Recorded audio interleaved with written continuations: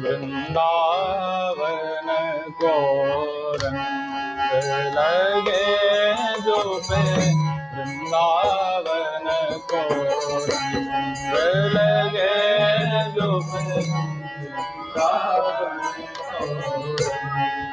लगे जो पे, वृंदावन को रंग लगे जो पे, वृंदावन को, वृंदावन को वृंदावन को वृंदावन को वृंदावन को लगे जो पे, वृंदावन को लगे जो पे, वृंदावन को सुधि न रहे तिल भर यातन के, सुधि न रहे सुधि न रहे तन भर यावन के, सुधि न रहे तिल भर यातन हेरी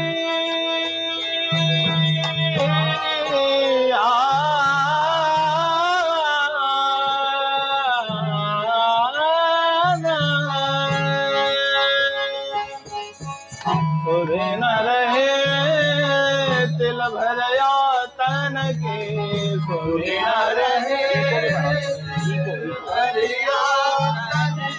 निरखत दंपतियों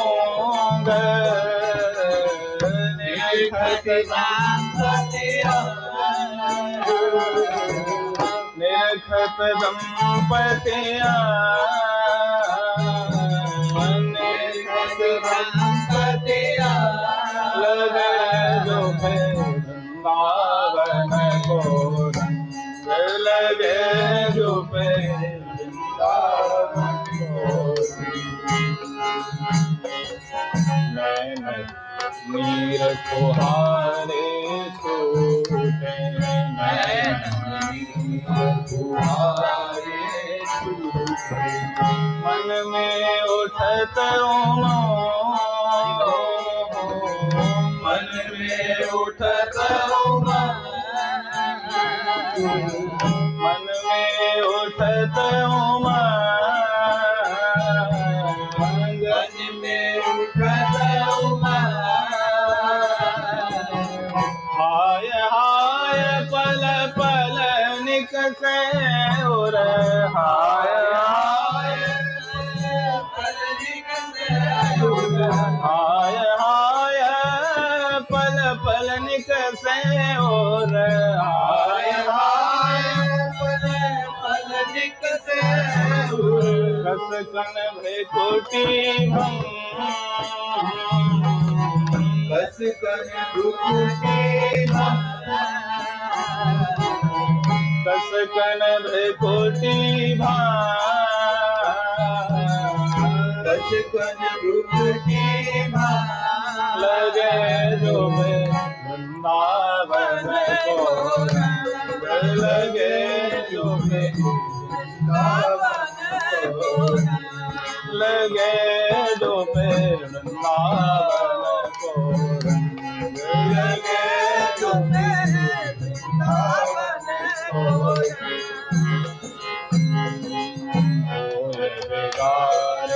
धर्म पति पति मेरे पास गाओ भैया, मेरे पास पति पति धर्म पति पति धर्म पति पति छूटे निरसत छूटे फिर सत्संग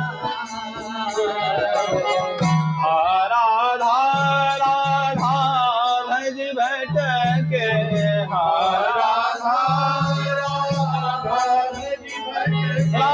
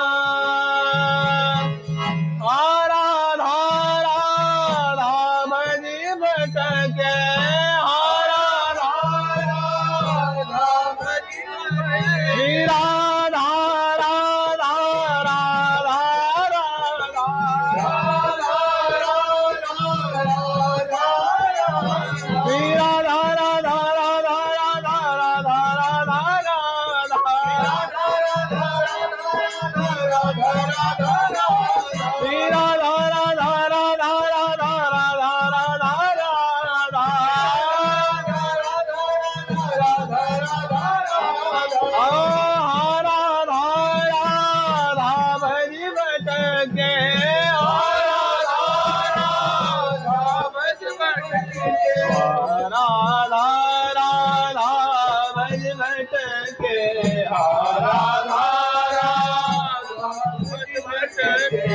मानो खाए मानो खाए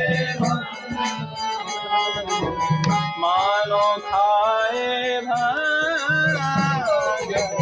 मानो खाए वृंदावन को रंग लगे जो पे वृंदावन को लगे जो पे वृंदावन को लगे जो पे वृंदावन को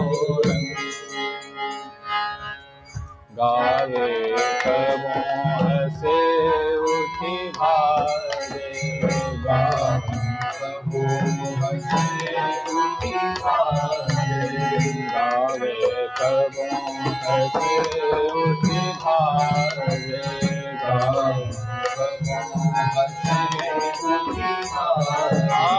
मतवारन के ढंग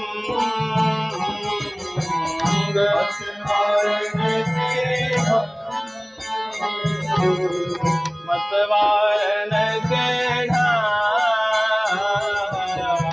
मतवारन के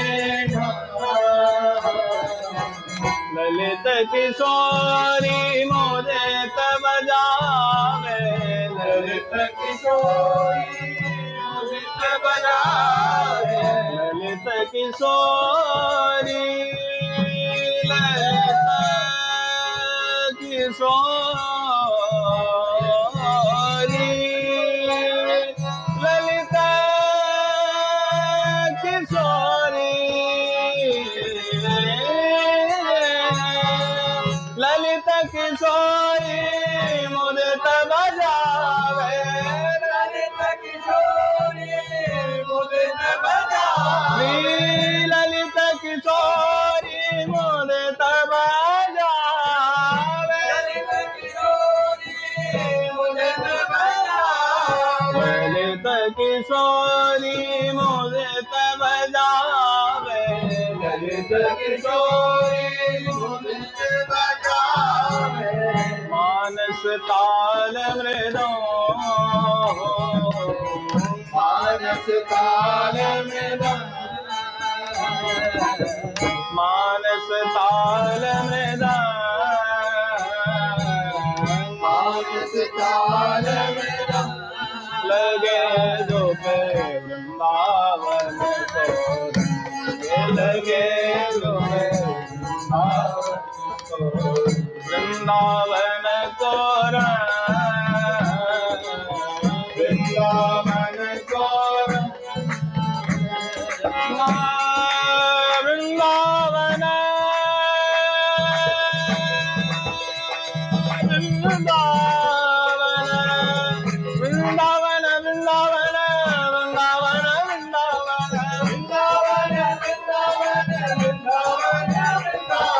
वृंदावन वृंदावन वृंदावन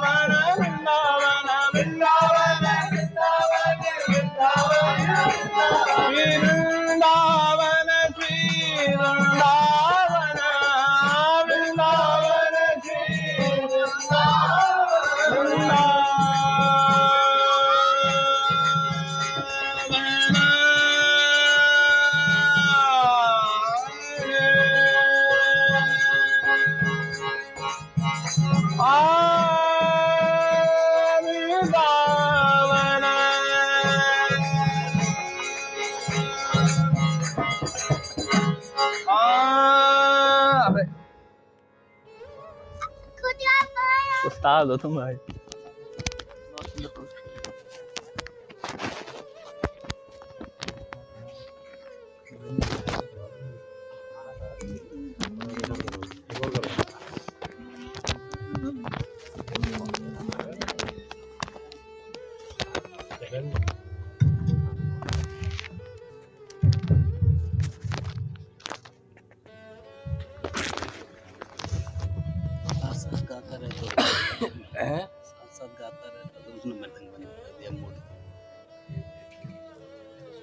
बोलिए राधा माधव सरकार की जय। पूज्य श्री भाई जी महाराज की जय। पूज्य श्री राधा बाबा की जय। पूज्य मैया की जय। अपने प्यारे भैया की जय। पूज्य दादा की जय। भक्त वत्सल भगवान की जय। हरि बोल। बड़े सौभाग्य का क्षण है। आज भी हमें सत्संग और कीर्तन का परम लाभ प्राप्त हो रहा है।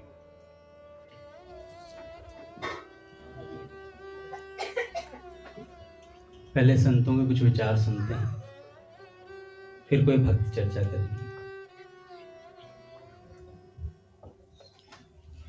कल हम सुन रहे थे ठाकुर श्री घनश्याम दास जी के सदुपदेश।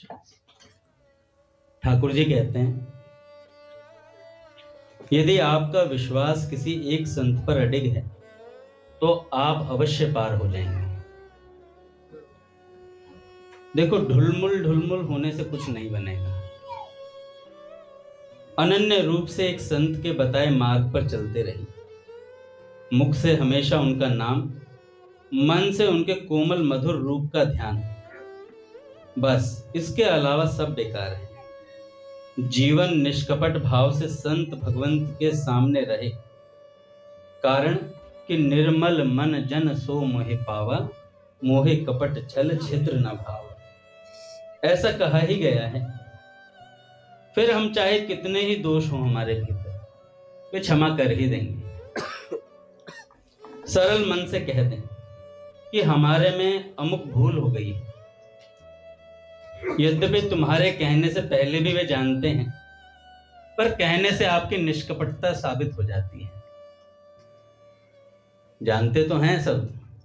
अब बाबूजी बाबा से कुछ कहने की जरूरत है, अपने पूज्य भैया से कुछ कहने की जरूरत है क्या कि हम कैसे हैं? वे हमारे भीतर तक के जानते हैं। पर फिर भी जब हम कह देते हैं जाकर कि भैया हमारे अंदर मेरे को ये विकार नजर आ रहा है, ये दिक्कत है, तो उससे हमारी निष्कपटता साबित हो जाती है। पूज्य बाबा ने एक जगह कहा कि जब आपके मन में कुछ बातें आए, कोई विकार आए, काम क्रोध मद लोभ, तो मद मत्सर कुछ भी आता हो तो एक चिट्ठी लिख करके उन संत के पास पहुंचा दें कि गुरुदेव भगवान ये दिक्कत है, अब आप देख लो आगे क्या करना है। अरे अब तो चिट्ठी लिख नहीं सकते, लिख तो अभी भी सकते हैं, अब व्हाट्सएप कर देते हैं या किसी के थ्रू बात पहुंचा देते हैं। तो बात हमारे संत तक पहुंचनी चाहिए, इतने से ही काम हो जाता है। कल भी मैं कह रहा था कि हरि गुरु दासन सो साचो सोई भक्त सही, गही एक टेर फेर उरते न टरी। कि हरि गुरु दासों से जो सच्चा रहता है वही भक्त है।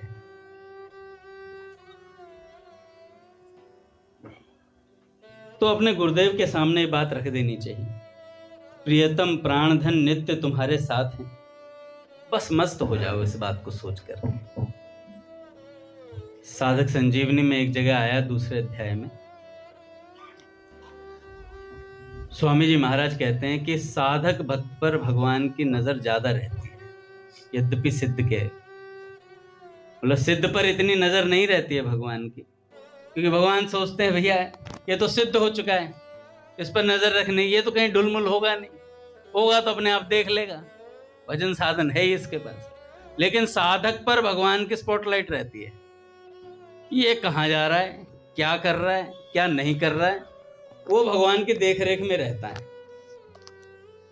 इसलिए भगवान उसे फोकस में रखते हैं कि यह ढुलमुल ना हो जाए कहीं पर, यह भटक ना जाए। तो स्वामी जी महाराज ने कहा इस बात को सोचकर प्रसन्न हो जाना चाहिए साधक। कि भैया सिद्ध पर तो हो सकता है नजर ना भी हो, पर मुझ पर तो नजर है, मुझ पर तो नजर है, भगवान मुझे देख रहे हैं।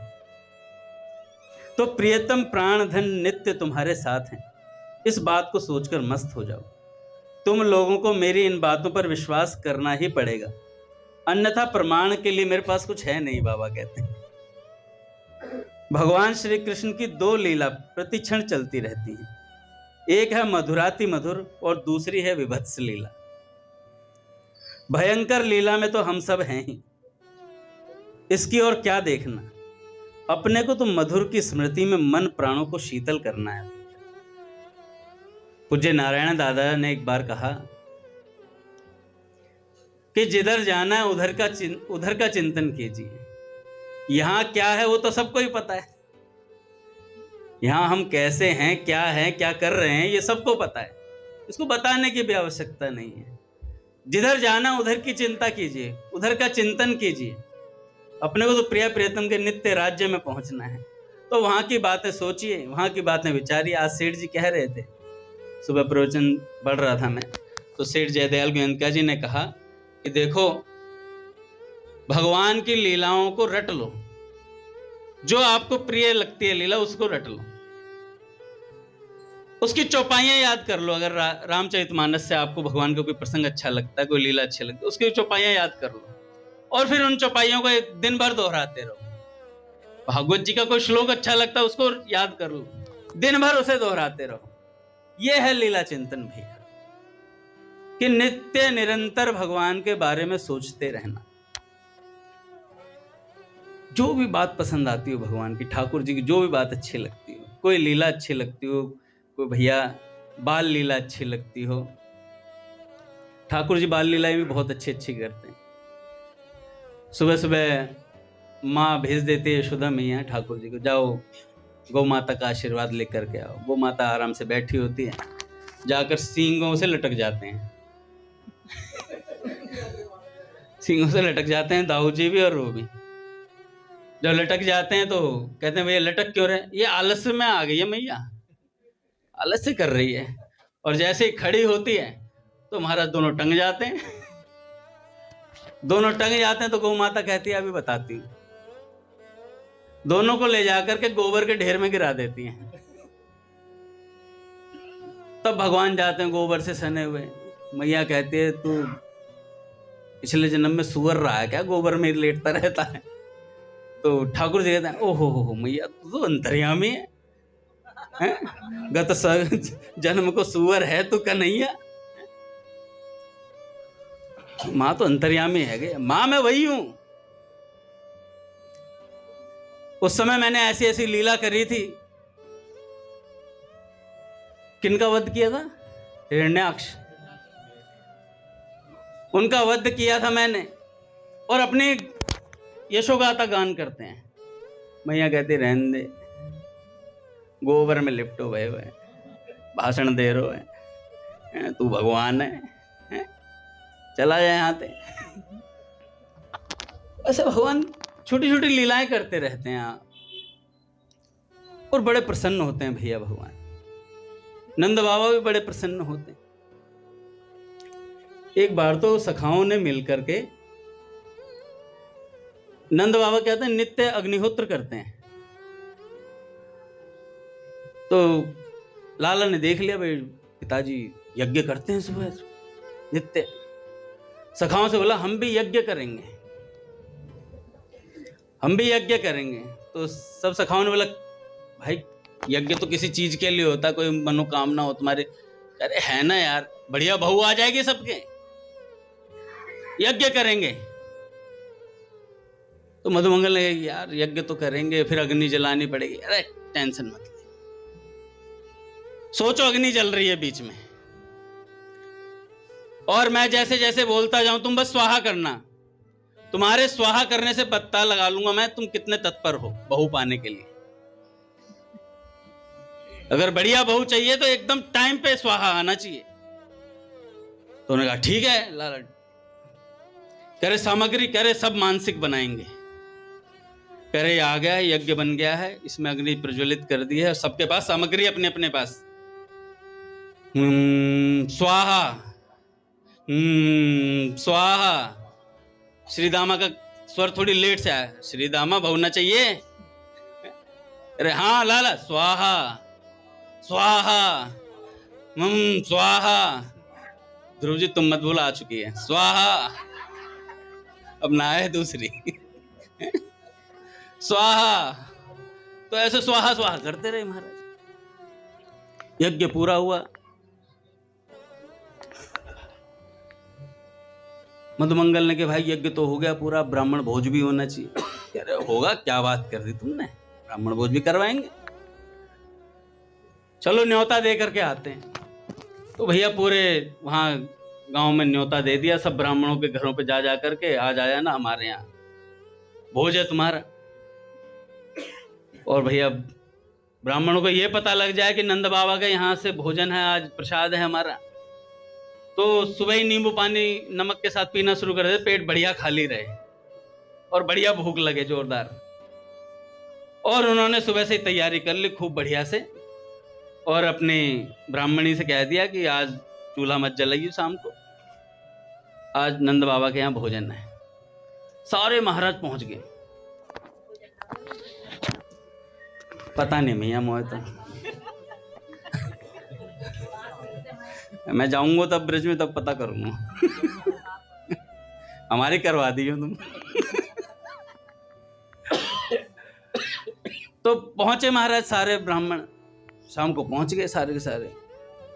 तो यशोदा मैया ने देखा झांक करके इतने सारे ब्राह्मण इकट्ठे द्वार पे, जाके पूछा क्या बात है भैया। अच्छा किसी को न्योता दिया और फिर उससे ये पूछ रहे भाई क्या बात है, कैसे आए हो। उनको तो दिल पे छुरियां चलने लग गई। कह रहे तो भूखे, ऊपर से ब्राह्मणी को ये भी बोले आए हैं चूल्हा मत जलाइयो, मैं तेरे लिए लेके आऊंगा पैक करवा के, जैसे अंगद जी लेके जाते हैं।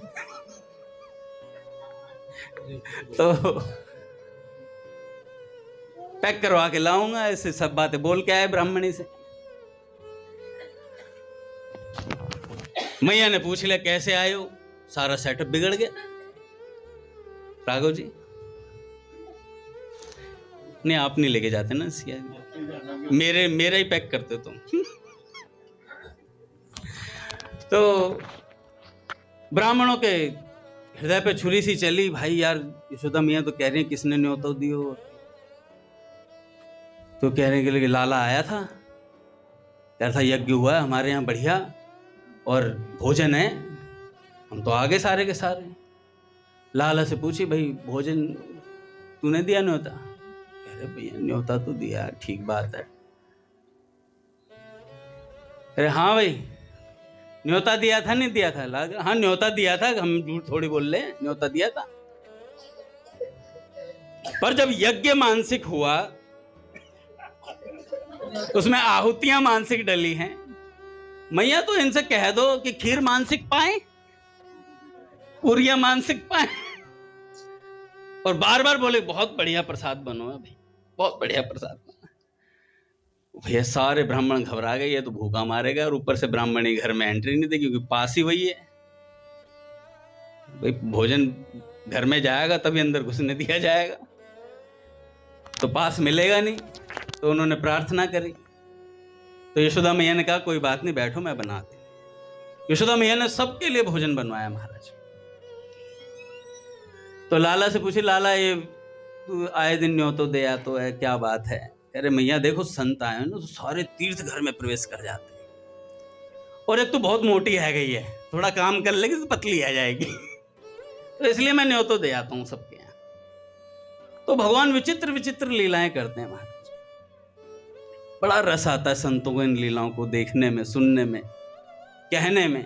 तो सेठ जी कहते हैं कि इन लीलाओं को याद कर लो, रट्टा मार लो, कोई बात नहीं, पढ़ाई का भी तो रट्टा मारा है हमने, सब ऐसे ही पास हुए। 15 दिन पहले रट्टा मारते हैं, 15 भी ज्यादा हो गए, एक दिन पहले ही रघुनंदन प्रभु कह रहे हैं। तो भैया श्री कृष्ण की अद्भुत कृपा है हम पर, सत्संग संत भगवंत का संग मिल गया, बस सब कुछ पर्याप्त है। अब विशेष उलझन में पड़ने की आवश्यकता नहीं है, वे अपनी ओर से जो कुछ कृपा किरण बरसाते जाएं उसी में निहाल होते रहो। अनन्य भाव से श्री मुख निश्रित संत वाणी को हृदयंगम करके, हृदय में उतार करके मस्त होकर उन्हीं के सन्मुख नाचते गाते और रोते रहो भैया। कल हमारे एक भैया कह रहे थे कि आप लोगों को बड़ी विलक्षण बात मिली हुई है कि पूज्य भैया जी मिले। वो बता रहे थे, कह रहे थे कि मैंने, वैसे तो हम लोग तो जानते ही हैं भैया, हमारे ऊपर इतनी पूज्य भैया की कृपा है कि हमारे सामने भैया खुले हैं। तो इस भैया कह रहे थे मैंने इनका ज्योतिष देखा है, अद्भुत विलक्षण महापुरुष आपके बीच मध्य में है और आप, हम सब लोग जान नहीं पा रहे हैं। मैंने कहा हाँ भैया, बात तो ये सही कह रहे हो आप, हम जान नहीं पा रहे हैं लेकिन चिपके रहेंगे, है ना, इधर उधर लगे रहेंगे, छलकेगा तो हमारे ऊपर भी कुछ ना कुछ तो गिरेगा। इसलिए संत के इर्द गिर्द रहो हमेशा। जब जब एक लहर आएगी, लहर उठेगी तो हमें भी उठाकर ले जाएगी। तो संतों के इर्द गिर्द रहने का क्या लाभ होता? पूज्य बाबा के पास, अपने पूज्य श्री राधा बाबा के पास ठाकुर जी रहते हैं, पूज्य श्री घनश्याम दास ठाकुर जी। जब सब चले जाते रात्रि में तो बाबा कहते आ ठाकुर जी कुछ बताता हूं, तो अपने अनुभूतियां ठाकुर जी को बताया करते थे। अपने चंद्रेश भैया गीता वाटिका पहुंचे, पहले पहल जब गए तो वहां पे पुस्तक लगती थी, जहां पे अब कीर्तन होता है ना, अखंड हरि नाम कीर्तन, अभी भी लगती थी कुछ समय पहले, तो वहां पुस्तकें लगा करती थी। तो भैया ने पहली बार जब पुस्तक देखी वहां पर, तो पूज्य बाबा की कोई पुस्तक थी, तो पूज्य भैया ने पूछ लिया कि जिन संत ने पुस्तक लिखी वो हैं क्या? तो हरि जी दुजारी जी ने कहा हाँ वो विद्यमान हैं अभी, इस बच्चे को सारी पुस्तकें दे दो पढ़ने के लिए। तो चंद्रेश भैया कह रहे थे मेरे को पुस्तकें दे देते थे पढ़ने के लिए, तो मैं खूब पढ़ता था पुस्तकें। फिर मैंने पूछ लिया एक दिन, ये संत विद्यमान? उन्होंने कहा हाँ हाँ विद्यमान है। फिर तो भैया की लॉटरी लग गई। भैया बाबा के पास गए तो पहली बार बाबा के पास जब गए थे तो सामने बैठे हुए थे, तो भैया कह रहे बड़ी विलक्षण कृपा होती थी। बाबा काष्ठमोहन पे होते थे और बाबा ने पहली बार तो कुछ परिचय लिया था, दूसरी बार जब गए तो माँ ने स्वयं उन्हें बुला लिया बाबा के काष्ठमोहन की सेवा के लिए भीतर जाने के लिए। ऐसी कृपा हुई। फिर तो बाबा नित्य सेवा में पहुंचे। बाबा के भाव चंद्रेश भैया तो डिप लगती थी उसमें, ड्रिप, तो पूरी रात भर उंगली फंसाए रहना पड़ता था, क्योंकि बाबा भावावेश में आते तो सारे निकल जाते। तो कहते कि हम पूरी रात बैठे रहते थे हाथ में हाथ फंसाए, पूरी रात हाथ में हाथ फंसाए, बाबा के दोनों हाथों में अपने हाथ फंसा करके पूरी रात बैठे कि बाबा भावावेश में आएंगे कहीं निकल ना जाए। हमें उस समय पता नहीं था हमें पता नहीं था, हम तो बस इस भाव से बैठते थे कि हाँ भाई सेवा चल रही है बाबा को, पर यह नहीं पता था इतने उच्च कोटि के महात्मा है हमारे साथ। फिर बाबा को प्रसाद पवाते, दवाई खिलाते, तो उस समय लार टपकता था बाबा के यहाँ से, खूब सारा लार टपकता। तो हम क्या करते, हाथ में आता वो लार तो हाथ उस पेड़ से पोंछ देते थे जाकर के पीछे। कर हमें सहज क्रिया लगती थी, ये लार गिरा तो लार को पोंछ दिया जाकर के। एक दिन हमने देखा, हम तो लार पहुंच के आ रहे हैं और जो वाटिका में वहां रहते हैं लोग आसपास, वो जाकर के उस लार को लेने का प्रयास कर रहे हैं। यार कुछ तो खास बात है इस लार में, मतलब मैं लगा के चला जाता हूँ, ये चाटते फिर रहे हैं सारे सारे, मतलब कुछ विशेष बात है इसमें।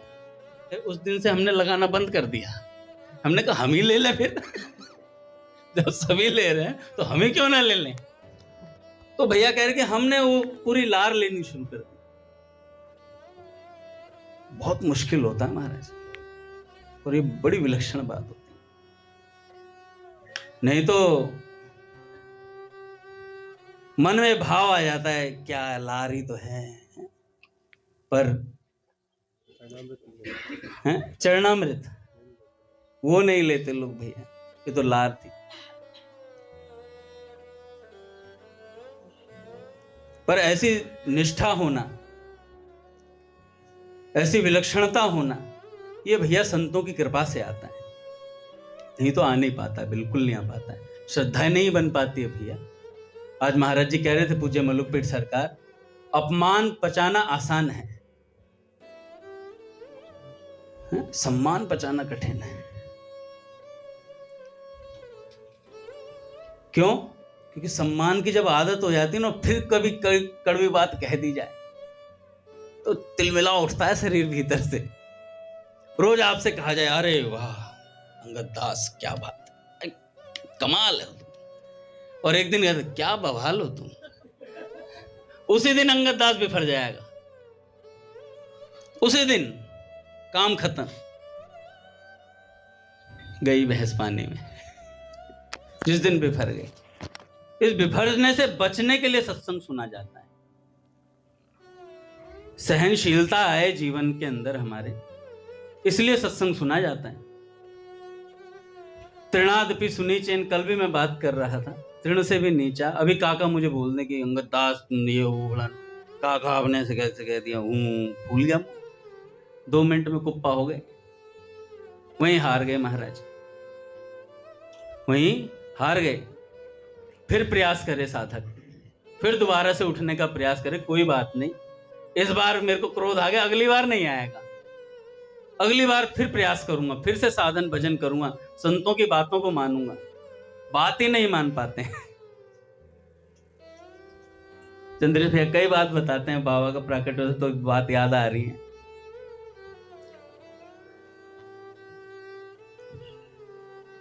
वाटिका में ही बता रहे थे कि हमने संतों की बहुत सेवा करी, आज भी भैया बहुत सेवा कर रहे हैं। भैया मुखरई वाले माधवदास बाबा आते हैं, एक बार मैं भी मिला उनसे, मैंने वैसे कभी उनकी कुटिया पे नहीं गया, लेकिन भैया के पास इलाज कराने आए थे तब मिला था उनसे। अपने को तो कुछ बात तो पूछनी थी नहीं, बाबा सामने बैठे हैं, मैं उनके नेत्रों को देख रहा था। मैंने कहा भैया सत्संग में सुना है, संत सामने बैठे हों, वो भी भगवत प्राप्त संत बैठे हों, तो उनके नेत्रों को देखना चाहिए। क्यों? क्योंकि इन्हीं नेत्रों से वो भगवान को देखते हैं, और हम उन्हें देख लें काम हो जाएगा भैया। तो वहीं बैठा रहा। जब नीचे उतर के आए तो एक वृक्ष के नीचे खड़े, कितने सहज थे, मेरे को समझ नहीं आ रहा, गर्मी और सहजता से एक वृक्ष के नीचे आके खड़े हो गए नीचे, और कहने लगे चंद्रेश भैया से, एक उनके हाथ में सुमिरनी थी कि पंडित जी महाराज कहा करते थे जिह्वा से नाम जप करना चाहिए, जिह्वा से। पूज्य श्री गया प्रसाद जी महाराज कहा करते थे कि जिह्वा से नाम जप करना चाहिए। उन्होंने कहा एक दिन एक साधक बैठा था सामने, पूज्य पंडित जी महाराज के सामने, जैसे हम बघाड़ देते ना कई बार, महाराज जी हमारा ना तो मन से चलता है, सांसों की माला में सिमरू में, अजपा जप चल रहा है, वो अजपा ही रहता, जप ही नहीं रहा वो। महाराज जी हमारे तो सांसों सांसों में चल रहा है, मन से चल रहा है सब कुछ। अब ये जो पहुंचे संत वो बता देते मन कहाँ है तुम्हारा, तो पंडित जी महाराज ने साफ कह दिया, अगर अभी बता दी ना तेरा मन कहाँ है तो शर्मा जाएगा, तो ये बात तो बनावे मत कि मन से चल रहा है। ठीक है ना, जिह्वा से भगवान का नाम, जिह्वा से भगवान का। और पंडित जी महाराज कहा करते थे अगर चिंतन सहित नाम जप करना है तो आंख बंद करके मत करो, खुले नेत्रों से चिंतन सहित नाम जप करो, क्योंकि आंख बंद करोगे तो तत्काल मन भागता है, तत्काल मन भागेगा, और कहीं ना कहीं ऐसी जगह ले आपको पिछली घटनाओं में या आगे की सोचवाना शुरू कर देगा, कुछ ना कुछ ऐसा करेगा कारस्तानी। कर चित्र सामने रखो ठाकुर जी का, जो सबसे आपको प्यारा लगता हो, उसको देखते हुए नाम जप करो। पहले चरणों से शुरू करो, ठाकुर जी के ऊपर तक जाओ, है ना, मोर पिच तक पहुंचो, फिर मोर पिच से फिर नीचे तक आओ, ऐसे करते करते नाम जप करो। हरे कृष्ण कृष्ण कृष्ण हरे हरे, हरे राम राम राम हरे हरे, हरे कृष्ण हरे, ऐसे उतार चढ़ाओ चलता रहे। तो ऐसे चिंतन सहित नाम जप करो। तो अपने चंद्रेश भैया बता रहे थे एक बार, कह रहे हमने बहुत संतों की सेवा करी, कह रहे जिन संत के पास मैं पहुंच गया वो संत कह देते चंद्रेश आ गया है, अब जानो है। अब जानो है भैया, आप तो साथ में थे उस समय जो बता रहे थे, आज मैं उनकी रिकॉर्डिंग मिल गई, मैंने सेव कर लेता हूँ, मैं किन्हीं भी संत की सुनता हूँ तो वो सब सेव करा हुआ है। तो भैया बताने लगे, कह रहे कि अपने नहीं मास्टर बाबा नहीं, नहीं नहीं नहीं अपने यार वो चंद्र सरोवर पे जो रहते थे, ठाकुरदास बाबा, ठाकुरदास बाबा वहां पे अपने पूज्य गिरी बाबा वगैरह सेवा में थे, और क्या नाम है अपने गणपत बाबा सेवा में थे। तो पूज्य गणपत बाबा को एक बार थोड़ा बीमार हुए तो पूज्य ठाकुरदास बाबा ने कहा कि अपना इलाज एक बार बरसाने से करवाओ, श्री जी तुम्हारा इलाज करेंगे, तो वहां चले जाओ। तो वहां चले गए। इधर बाबा अकेले हो गए, ठाकुरदास बाबा। अच्छा, उनका एक दिक्कत थी उन्हें कि उन्हें हर आधे घंटे में शौच जाना पड़ता, और दवाई टाइम टू टाइम देनी होती थी, ये नियम था। और पूज्य गणपत बाबा अपने सेवा में रहते ही थे, तो उस समय से सेवा देते थे सारे, हर आधे घंटे में शौच करवाना। तो ठाकुरदास बाबा ने उन्हें जबरदस्ती वहां बरसाने भेज दिया, जाओ अपने उधर रोग का कुछ इलाज करवा करके आओ, हम यहाँ रह लेंगे।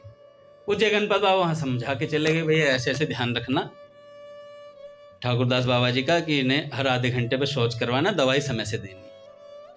अब जब वो सेवक चले गए भैया, पूज्य गणपत बाबा चले गए, तो दूसरे जो सेवक थे वो आए सेवा करने। तो जैसे ही दवाई देने लगे, बाबा समय से दवाई ले ला, ज्यादा गणपत मत बन, ठीक है ना। और वो घबरा गए बेचारे, पट खुलेंगे महाराज। श्री राम जय राम जय जय राम,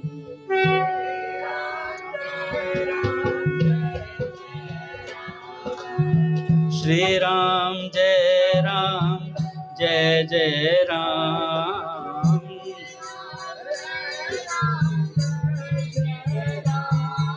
श्री राम जय राम जय जय राम,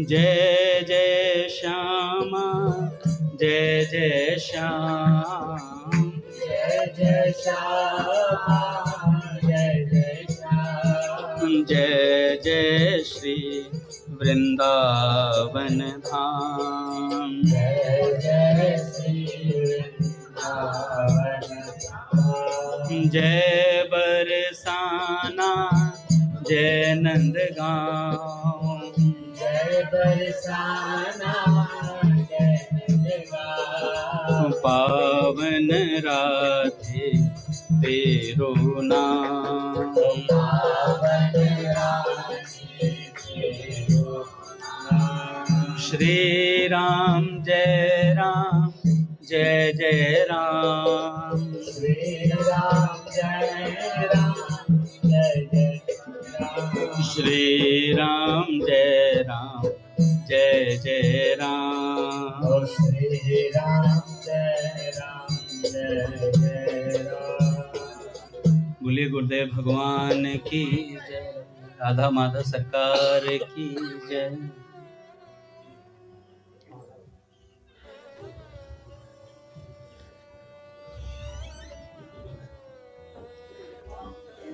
तो भैया कहाँ थे हम काका? हाँ, ज्यादा नियम मत बता हमें, ठीक है ना। और महाराज इस तरीके से उनका आगे समय निकलने लगा, अपने मर्जी से सोच जाएं ना जाएं, पड़े हुए हैं ऐसे ही। तो स्वास्थ्य और खराब होता चला गया, धीरे धीरे स्वास्थ्य में और गिरावट हुई। तो चेलों ने कहा कि भैया डॉक्टर को बुला लेते हैं, और डॉक्टर एकमात्र हमारे रामकृष्ण मिशन हॉस्पिटल से अपने चंद्रेश भैया को बुलाया गया। तो उसमें कुटिया में ना एक कुछ जगह थी जिसमें से बाहर खिड़की कह लो आप एक तरीके से, वहीं से खिड़की में से भैया आते दिखाई दिए। पहले गिरी बाबा आए थे।